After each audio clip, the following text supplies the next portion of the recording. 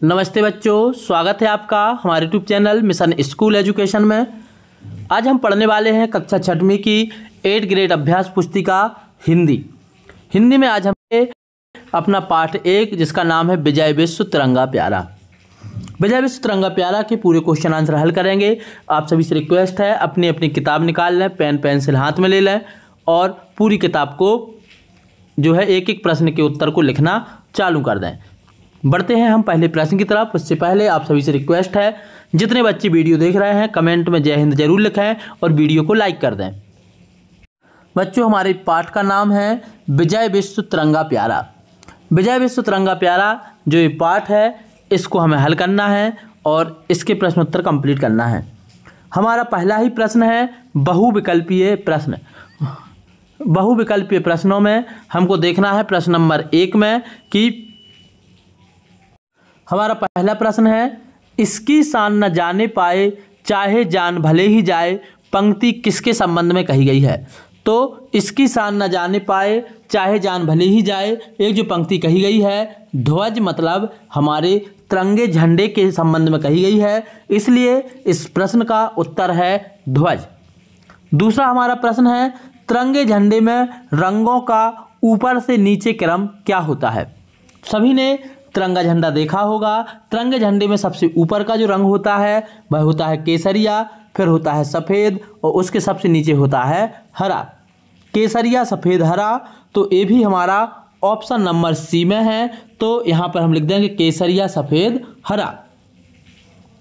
अगला हमारा प्रश्न है शुद्ध वर्तनी वाला शब्द है। शुद्ध वर्तनी हमको बतानी है। तो शुद्ध वर्तनी कौन सी सही लिखी है स्पेलिंग बतानी है। स्वतंत्रता, निर्भय, जोश और अविचल। तो यहाँ पर जो स्पेलिंग लिखी है वह स्वतंत्रता की सही स्पेलिंग लिखी हुई है, बाकी निर्भय की स्पेलिंग गलत लिखी हुई है। यहाँ पर निर्भय की सही स्पेलिंग होती है भा पर रा की रेप जो कि यहाँ पे लगी है। जोश में जो यहाँ पर शक्कर सरवती का सा बना है शक्कर का सा बनता है तो जोश ऐसे लिखा जाता है। और अविचल में वाव में छोटी की मात्रा लगती है, यहाँ पर बड़ी की मात्रा लगी है, इसलिए इस प्रश्न की एकमात्र जो सही वर्तनी है वह है आपकी स्वतंत्रता। जो बिंदी लगी है, बिंदी का मतलब आधा ना है, तो आप बिंदी भी लगा सकते हैं, आधा ना भी लग सकते हैं। प्रश्न नंबर 3 का उत्तर है स्वतंत्रता। बढ़ते हैं हम अपने अगले प्रश्न की तरफ। प्रश्न नंबर 4 हमारा जो प्रश्न नंबर 4 है उसको हमें हल करना है। ध्वजारोहण के संबंध में समय कौन सा गीत गाया जाता है। तो ध्वजारोहण के समय मतलब जब हम तिरंगा झंडा फहराते हैं तो कौन सा गाना गाया जाता है हमको ये बताना है। ध्वजारोहण के समय जो गीत गाया जाता है वह गाया जाता है राष्ट्रगान और हमारा राष्ट्रगान है जन गण मन अधिनायक जायाहि। तो इसका उत्तर हो जाएगा जन गण मन। प्रश्न नंबर हमारा 5 है विश्व शब्द का पर्यायवाची है। तो विश्व शब्द का पर्यायवाची जो है वह जगत है। इसके अलावा जगत के अलावा विश्व का पर्यायवाची होता है दुनिया, संसार और जग। तो आप यहाँ पे देख सकते हैं हमने 4 पर्यायवाची लिख दिए हैं। आपको कोई एक लिखना था तो यहाँ इसका उत्तर तो जगत हो जाएगा, बाकी ये 3 पर्यायवाची और भी आप याद कर लोगे। बढ़ते हैं अगले प्रश्न की तरफ। हमारा अगला प्रश्न है, इससे पहले सभी बच्चों से रिक्वेस्ट है वीडियो पसंद आ रहा है तो लाइक कर लें, साथ ही चैनल को सब्सक्राइब कर लें। हमारा पहला प्रश्न है युद्ध के मैदान में खालिस्तान को देखकर वीरों का जोश बढ़ता है। तो जब युद्ध के मैदान में किसको देखकर के वीरों का जोश बढ़ता है, तिरंगे को देखकर वीरों का जोश बढ़ता है। प्रश्न नंबर हमारा 7 है तिरंगे का सम्मान खालिस्तान के सम्मान के बराबर है। तो किसके सम्मान के बराबर है तिरंगे का सम्मान, मातृभूमि के सम्मान के बराबर है। यहाँ पे आप देख सकते हैं लिखा है मातृभूमि। तो प्रश्न नंबर 7 के खालिस्तान में आपको लिखना है मातृभूमि। प्रश्न नंबर हमारा 8 है। प्रश्न नंबर 8 में आपको बताना है बलि बलि जाना का अर्थ क्या है। बलि बलि जाना का अर्थ होता है निछावर होना।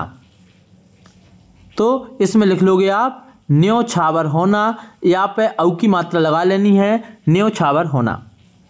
प्रश्न नंबर 9 है संबंध पराजय का विजय से है वही संबंध शत्रुता का खालिस्तान से है।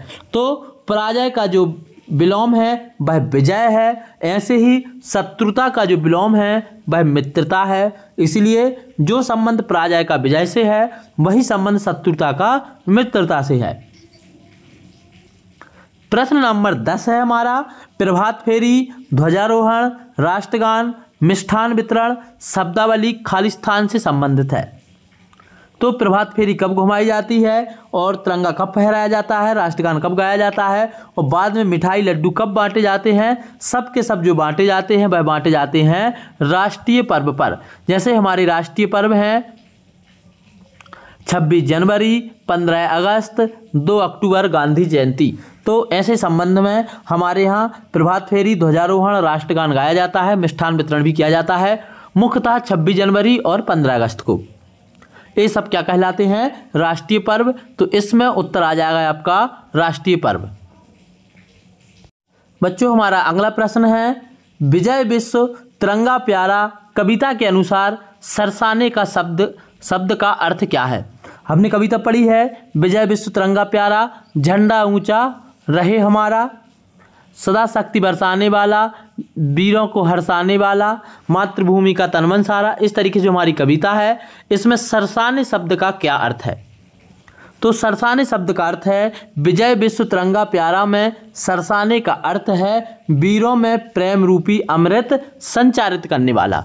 सरसाने का मतलब होता है संचारित करना, मतलब फैलाना। जैसे हमारे अंदर देशभक्ति की भावना भर जाती है, 15 अगस्त के दिन हमारे अंदर देशभक्ति की भावना संचारित होने लगती है। तो सरसाने का अर्थ होता है संचारित, अमृत संचारित करना। तो इसमें उत्तर में हमें यही लिखना है, विजय विश्व तिरंगा प्यारा में सरसाने का अर्थ है वीरों में प्रेम रूपी अमृत संचारित करना है।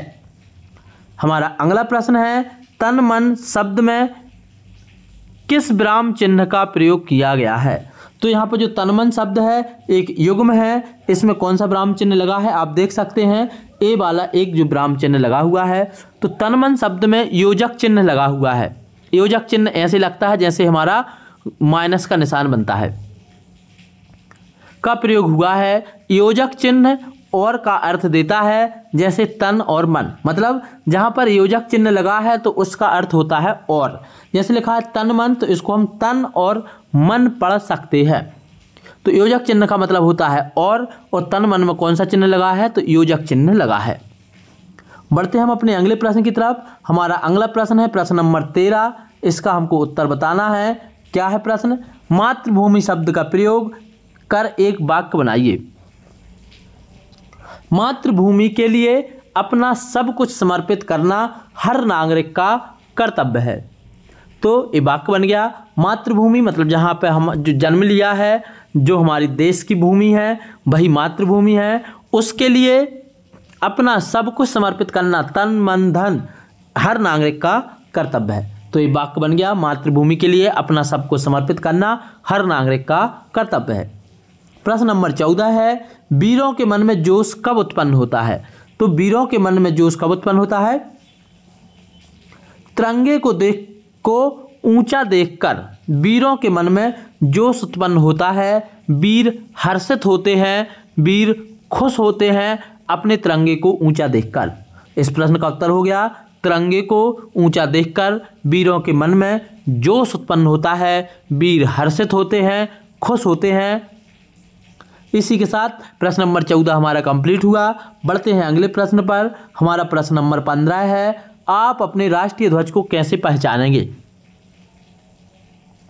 यदि आपसे पूछा जाए कि आप अपने राष्ट्रीय ध्वज को कैसे पहचानेंगे, तो इस प्रश्न का उत्तर है, भारत के राष्ट्रीय ध्वज को तिरंगा कहा जाता है, जिसमें 3 रंग होते हैं। सबसे ऊपर केसरिया रंग, बीच में सफ़ेद और नीचे हरा रंग होता है।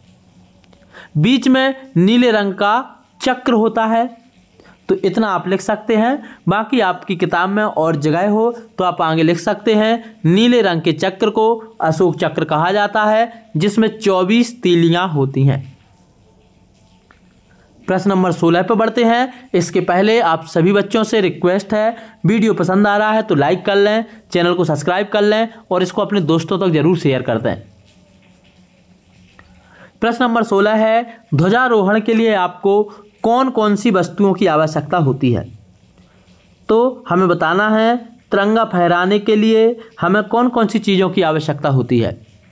तिरंगा फहराने के लिए हमें जो आवश्यकता होती है, इसके उत्तर में आप लिखेंगे ध्वजारोहण के लिए राष्ट्रीय ध्वज मतलब तिरंगा, तिरंगा फहराने के लिए डंडा जिसमें हम ध्वज को बांधते हैं तथा तिरंगा बांधने के लिए रस्सी, फूल आदि वस्तुओं की आवश्यकता होती है।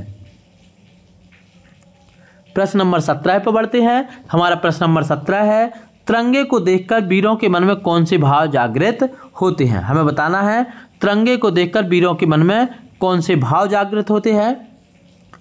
तिरंगे को देखकर वीर शक्ति से भर जाते हैं, उनके अंदर हर्ष पैदा होता है, प्रेम अमृत संचारित होने लगता है, देशभक्ति के भाव उत्पन्न होते हैं।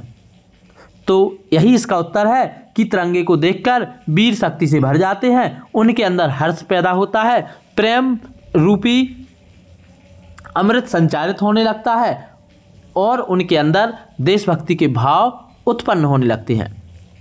प्रश्न नंबर 18 है हमारा, प्रभात फेरी के समय आप कौन सा गीत गाते हैं? उसकी 4 पंक्तियां लिखिए। तो आप कोई से भी 4 पंक्तियां लिख सकते हैं देशभक्ति गाने की। हमने यहाँ पर प्रभात फेरी के समय जो गीत गाते हैं उसकी पंक्तियां लिखी हैं। सारे जहां से अच्छा हिंदुस्तां हमारा, हम बुलबुलें हैं इसकी, एक गुलसिता हमारा। तो इसको आपको इसमें लिख लेना है। इसके अलावा आप और भी गाने लिख सकते हैं, जैसे लता मंगेशकर जी का एक गाना है, ए मेरे वतन के लोगों तुम खूब लगा लो नारा, ये शुभ दिन है हम सबका, लहरा लो तिरंगा प्यारा। और भी आप, जैसे हमारा खुद पाठ है, विजय विश्व तिरंगा प्यारा, झंडा ऊंचा रहे हमारा, तो इसकी पंक्तियां भी लिख सकते हैं। तो आपको जो पंक्तियां सबसे अच्छी लगे वह लिख लें और यही की यही पंक्तियां अच्छी लगें तो इनको भी लिख लें। बढ़ते हैं हम अपने अगले प्रश्न की तरफ। हमारा अगला प्रश्न है, तिरंगे झंडे के विषय में कोई 5 बातें लिखिए। हमें अब तिरंगे झंडे के विषय में 5 बातें लिखनी हैं। तो नंबर 1 हम लिखेंगे, तिरंगा भारत का राष्ट्रीय ध्वज है। तिरंगे झंडे में 3 रंग होते हैं, केसरिया, सफ़ेद और हरा। सबसे ऊपर केसरिया होता है, बीच में सफ़ेद होता है, नीचे हरा होता है तथा बीच में 24 तीलियों वाला एक चक्र होता है जिसका रंग नीला होता है, जिसे अशोक चक्र कहते हैं। तिरंगे को पहली बार 22 जुलाई 1947 को राष्ट्रीय ध्वज के रूप में अपनाया गया। और 5वां पॉइंट इसमें लिख लोगे आप, तिरंगे का सम्मान करना नागरिकों का कर्तव्य है। हमें अपने तिरंगे का सम्मान करना ये हमारा कर्तव्य है। 5वां पॉइंट सभी बच्चे लिख लेंगे, ये 5 बातें याद रखनी है। और हमारा लास्ट प्रश्न है, नीचे दी गई पंक्तियों का भावार्थ अपने शब्दों में लिखिए। पंक्तियां क्या है, आओ प्यारे वीरों आओ, देश धर्म पर बलि बलि जाओ, एक साथ सब मिलकर गाओ, प्यारा भारत देश हमारा, झंडा ऊंचा रहे हमारा। इन पंक्तियों का अर्थ है कि कवि कहता है, कवि देश के वीरों को आवाज दे रहा है, उन्हें देश हित में प्राण न्यौछावर करने की प्रेरणा देता है। इस अवसर पर सबको मिलकर गाना है कि भारत देश हमें प्यारा है, इसलिए हमारा झंडा सदा ऊंचा बना रहे। तो ये इन पंक्तियों का भावार्थ है। आपने पूरा वीडियो देख लिया है, वीडियो पसंद आया होगा तो कमेंट करके ज़रूर बताएं। और आप हमारा वीडियो कहाँ से देख रहे हैं, अपने स्कूल का नाम ज़रूर कमेंट करें। आज के इस वीडियो में इतना ही। अंत तक वीडियो देखने के लिए सभी बच्चों का, सभी शिक्षकों का बहुत बहुत धन्यवाद। जय हिंद।